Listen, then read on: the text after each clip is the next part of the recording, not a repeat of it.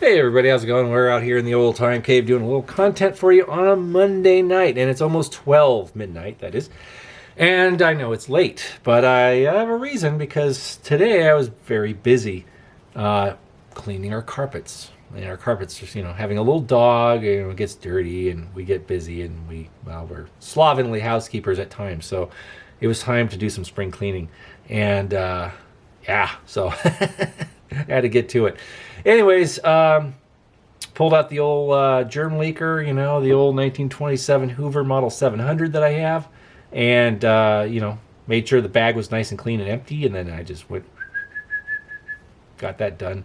The crazy thing about those old Hoovers is that they were this Model 700 was the first model to come out with the beater bar. Now there was a metal bar that they added to the agitation brushes that would beat the carpet first, as in between revolutions of the brushes. So that way it would vibrate the carpet and then bring up the dirt from the lower parts of the nap up to the top so it could suck it up. And so that was a really good invention, and it was very, very effective. In fact, when I used that vacuum cleaner just once, just on the living room, okay, it fills it up with a lot of crap. So I have to empty it out after every use. So after I vacuum the house, I empty it out. And that's actually in the manual. They say you empty it after every use.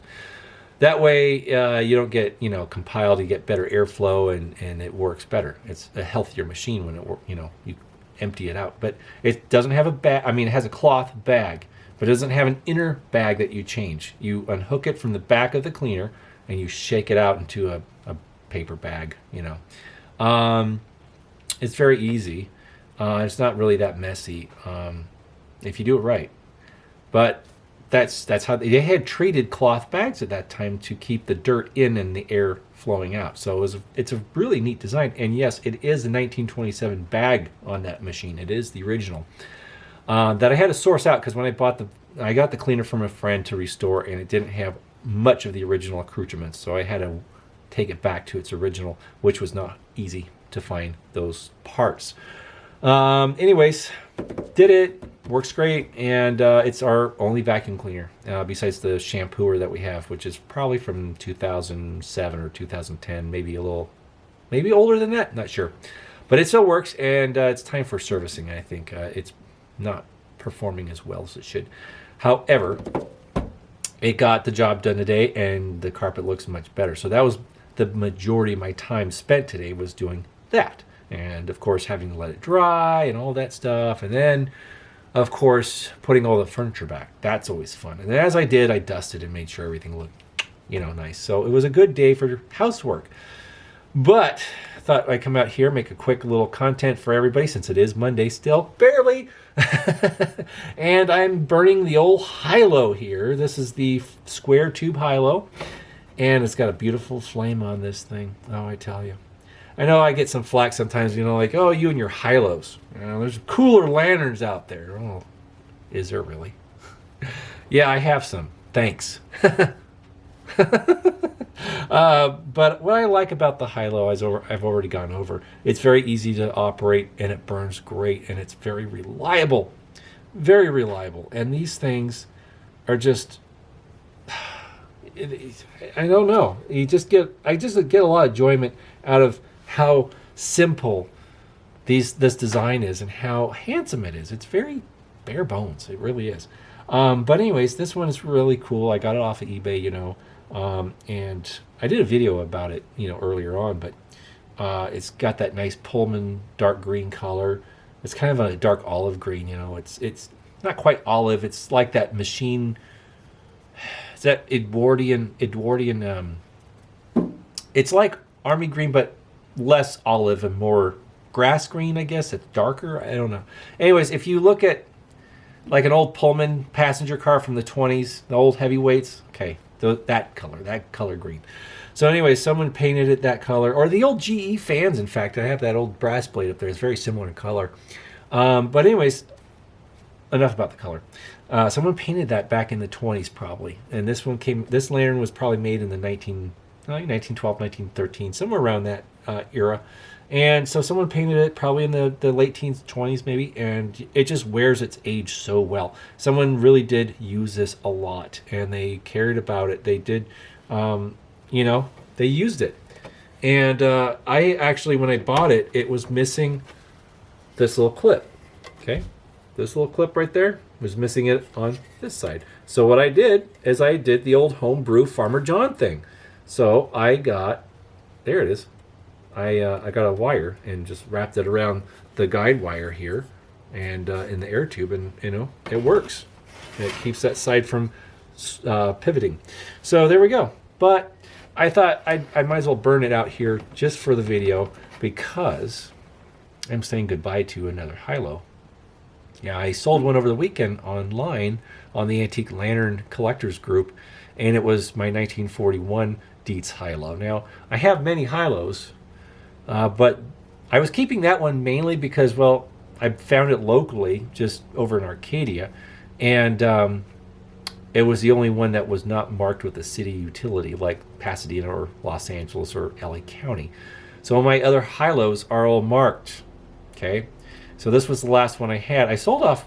I had a lot, and I sold a lot of them off to friends who were looking for a lantern. So high-lows are easy to find. They're not typically expensive, but you know, there's just something about the high-low that is really just a basic, handsome, timeless design, and it's very easy to operate, very user-friendly, and they just burn great. I don't own a high-low that burns bad. I'll just say that, and I haven't really gotten a high-low that burns bad. Well, this one burned a little, because it was dirty inside the air tube. So once I cleaned it out, it was fine. But most cases, most high-lows I get, unless there's a hole in the fountain, the darn thing burns fine. So they're really hardy lanterns. They're really good. You already know the feelings I have about the high-low. I've already gone down that trail, and you're like, yeah, Rob. You know, they're fine. You know, there's cooler lanterns. Yeah, I know. I have some. Thanks. Nah, just being silly. Anyways, you guys get it. You totally do. And so this lantern's going to a new collector, and who mostly has newer Dietz lanterns, and so he thought he'd buy an old one and try it out. So I'm excited for him because he's going to love this lantern. He's going to love the high-low I'm sending him tomorrow. And I'm going to send him a message, hey, well, if it doesn't work out for you, if you don't like it as much as you thought you did, then just send it back. I'll give you your money. No. I'm sure he's going to love it, and it's going to be great.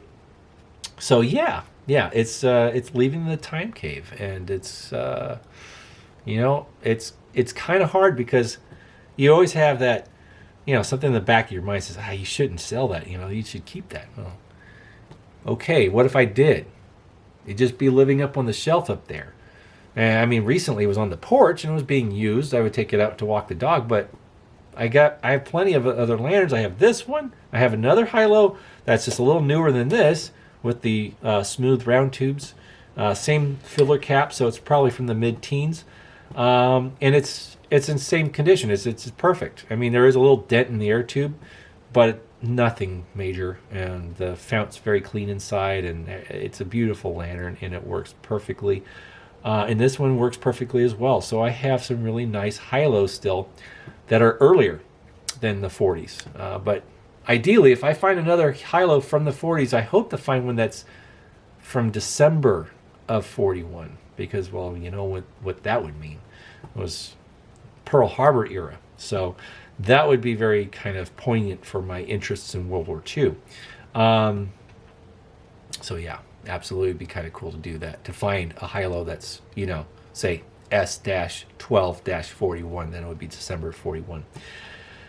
Anyway, that's just what we're doing tonight. Just burning some midnight oil now. Yeah, it's about midnight now. Yes, sir. So midnight oil. There you go. But yeah, this is a great lantern. I'm definitely not going to get rid of this thing. No way. It's my only square tube high-low, and it's staying with me. Yes, that's right. But we do have something coming in the mail. Yeah. I won an auction. Surprisingly, nobody else bid on it. I'm kind of surprised, but it's special. It's going to be kind of neat. I'm excited to see what I actually get. I mean, the pictures were good, But I have a sneaky suspicion that there might be some pinholes in the bottom of the fount, but I can't confirm that because as well as the photos were, it wasn't really, you couldn't tell if there were pits in the bottom or if it was just dirt. So we'll find out. Once it comes, it looks actually very solid. I'm not going to tell you what model it is or who made it. That will be a surprise. We'll have an unboxing here on the channel when that arrives. So until then, sit tight. But we will try this week, if I can secure some free time, to start working on the CT Ham pin lift and finally remove all that cruddy paint on it. Thing looks dog ugly. It's terrible looking the way it is. I need to get that paint off so I can get that metal, that patina, revealed. I'm sure it's going to look great once it's all, cleaned up and stuff. So with that being said, I know that's painted. This is painted and I like it. Why not the pin lift? Well, A, it's a real ugly color. B, it's not done very well. And C, it's not much of it really on there to begin with. So, yeah, I kind of choose my battles. Okay? Yeah, not everything stays painted. Now, speaking of painted lanterns, I actually did skip out on something today. There was a lantern ending, and I totally bailed out on my bidding on it. I was going to bid. It was a high-low number 65. And I also like that. It's pretty much the Rayo of it's a high-low version of the 75, pretty much, which was made by Pritchard Strong. So it's like a Model 75 without the lift. And I like that lantern. I had one. You've seen it. I've had a couple of them actually, and I've sold them. But with that being said, there was one that was painted dark green. It had really good age on it, and it had a red globe. Now, if the red globe was marked Rayo, then yeah, I would have totally bid on it. But it was an unmarked, generic Hot Blast Rayo, Hot Blast style number 0 globe. So I passed on it. There was 2 hours left. I'm like, you know what? I don't need it. Bidding was at $40. It was started at $49. No one bid on it. So if the guy relists it for less, I might make a play for it. But anyways, I have another lantern coming, and I need to pay for other things right now than lanterns. And also, we're going to go on vacation in June and hit a lot of antique stores, so I don't need to really bulk up on more lanterns before that. Yeah, we'll see how far that goes.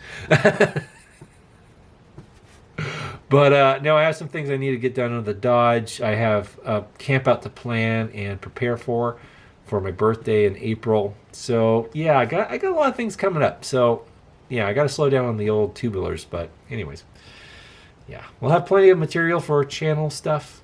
Not to worry. So yeah, anyways. So here we go. Hilo giving a final send off to the 1941 Hilo that I kept for 9 years, maybe a little longer. But anyway, I have plenty, not a lack. So, by the way, I do have a few lanterns for sale on the Antique Lantern Collectors group on Facebook. I have my Simmons Liberty made by Warren Stamping. It's beautiful. It's a gorgeous lantern. Look for it. It's on there. I'm asking $175 shipped within the U.S. Okay. I also have. What else do I have? Well, just go look. Just go look. If you're on Facebook, go look at those lanterns and see what you see.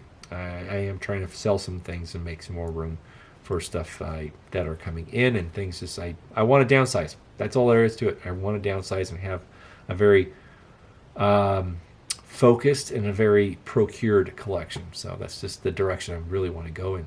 So, but with that being said, look for the Liberty. It's beautiful. It's turnkey. It's ready to go. You can unbox it, fill it, and burn it that night. So take a look. All right, friends, we're at 14:21, and I'm going to bail out and go watch some TV and pass out on the couch. Have a great night, everybody, and we'll see you again, hopefully earlier and not as late. All right, bye-bye now.